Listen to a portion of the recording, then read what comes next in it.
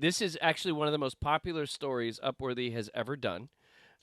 We did a I did a story about a couple that's living in their 50s, and they live permanently on a cruise ship. And this thing took off. It's been the most popular thing Upworthy has put out in months. And basically, there's a couple named the Burks, and Angeline, who is one of the wife in the couple, says, quote, "We love to travel, and we're searching for a way to continuously travel in our retirement that made financial sense." And they looked into deals through like loyalty memberships, factored in like how much money they could get from selling their home, and realizing they could totally afford to live hopping from cruise ship to cruise ship for the rest of their life. So I did a little Wow. bit of math. I did some math on this. So she says it costs about $88 a night for the couple to stay on the ship. Hmm. And so I calculated that, and that's because she gets special deals because they're frequent cruisers. And so that comes to 32 grand a year. And then if you think about it, if they sold their house, the average house in Seattle where they live is like $950,000, right? So that mortgage would cost you 50 grand a year. Or if you sold the house and took the money and say you put it in a reasonable investment, it's giving you 5% a year, that's kicking out enough money after taxes for you to just pay in forever to stay on a cruise. Like, I didn't realize. I didn't realize they're constantly moving from cruise ship to cruise ship, though. Like, where's all their stuff? They only have one suitcase each. Oh my word! Where do That's they? it. This just shows how. What we've learned about me from this episode is that I'm no fun and I need to pee all the time. Like, what if they just want to like take a load off and just sit down? Where do they go? I mean, I guess you can do that on a cruise ship, but like, you know what I mean? Like, they don't have a place to call their own to just kick back. What if they get the flu or something and they need to just hang out and watch TV and sleep? Well, you could just stay in your room and watch TV and sleep. And then think about it. Also, from what we know from the Love Boat, the boat's going to have a doctor on it. Yeah, I know, So- but you know what I mean. Bernie Capel goes up there, goes, "Oh, you have COVID-19 for the 17th time this month," and Right. checks him You out. haven't been able to isolate. Yeah. I mean, that's the one thing. It's like, imagine how often you'd get COVID on that. Even if you'd have to be getting a booster shot every 17 minutes being on a cruise ship. Right. You would have to just get a COVID vaccine pump dispenser. Yeah. Yeah. But think about it though. So you pay that, and then if you need to buy something, you buy it on the boat, or we're in Mazatlan this week. Let's just go out to the dress shop and I'll get something new. I got to get some underwear, or whatever you're doing. And then you don't have to pay for groceries because you've got like all you can eat forever. Right.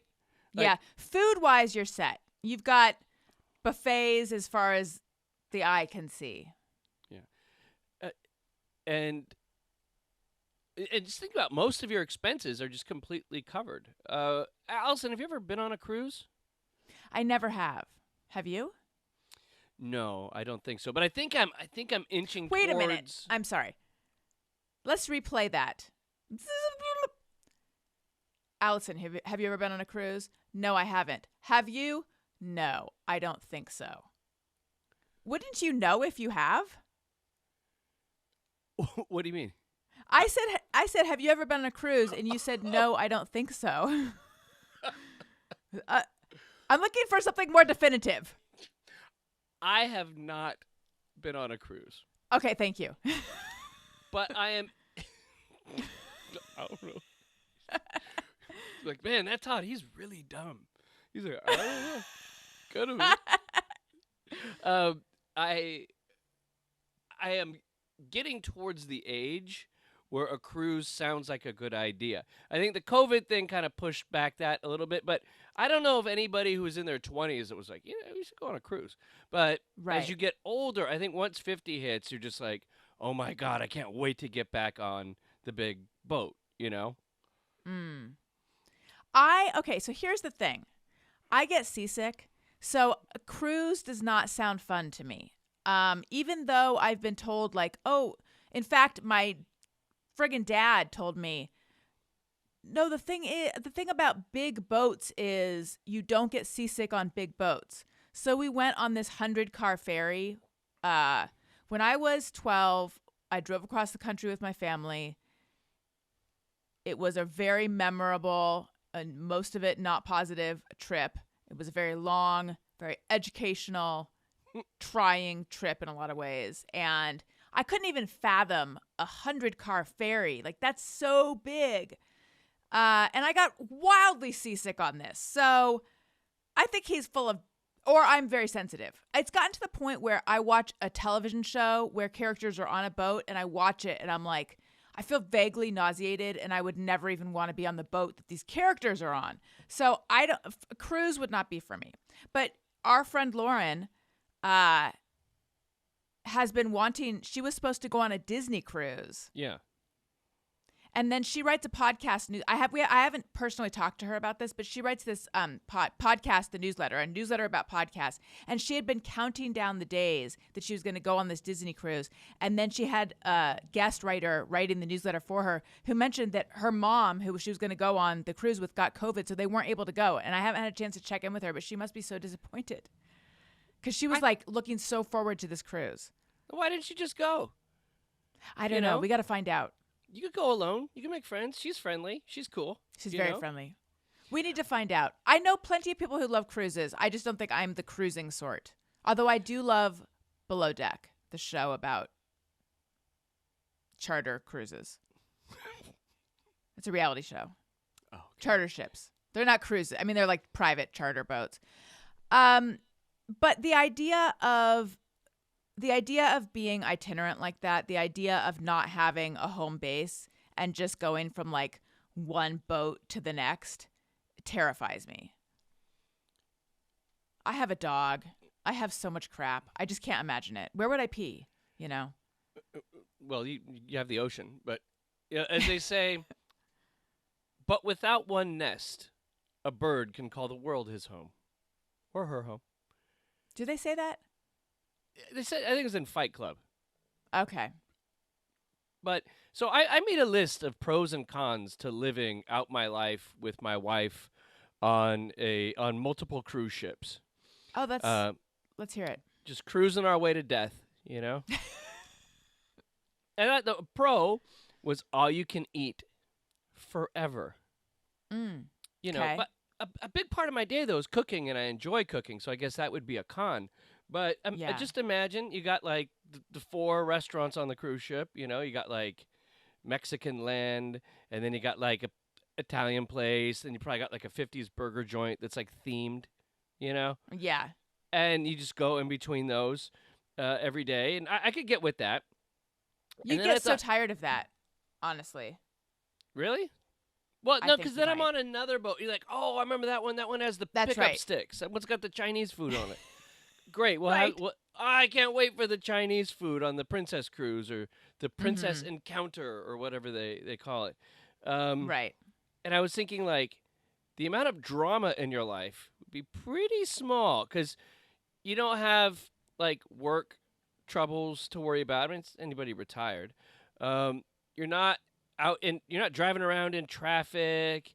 You know what's going to happen for your day. Like, only thing is, like, if someone's rude to you on the boat or you get into a fight with somebody and then you're stuck in one of those cruise ship rooms, which is like 12 by 6, you know, then a pro and also a con would be gambling.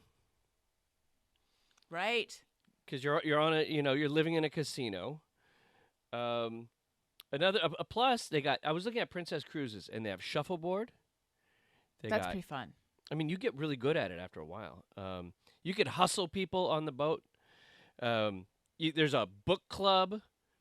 Every night you could go dancing and like clubbing, which I know you'd be totally into, Allison. I love it. You could finally perfect your skank. That's right. They have Zumba classes, magic shows.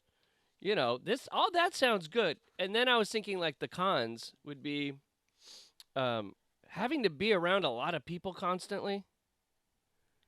Yeah. Because Especially in a pandemic.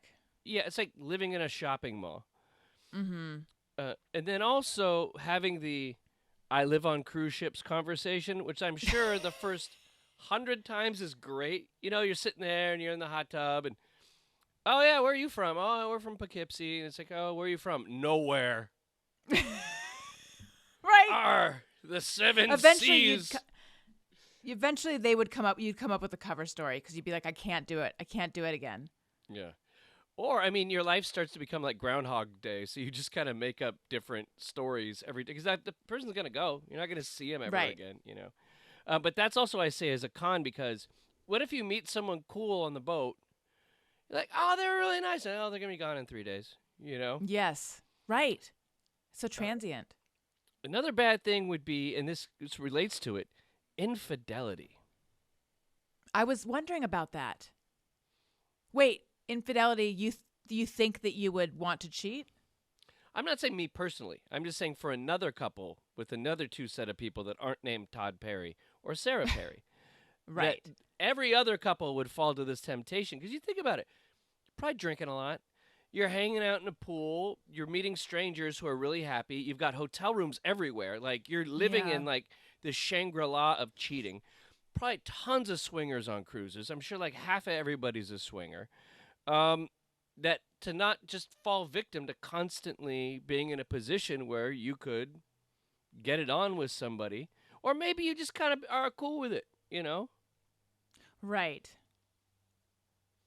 Another bad thing, and also was alcoholism, because how are you not gonna it's 10 a.m. Have a cocktail, and it's interesting. You're living potentially what you're describing is under con is a consequenceless life.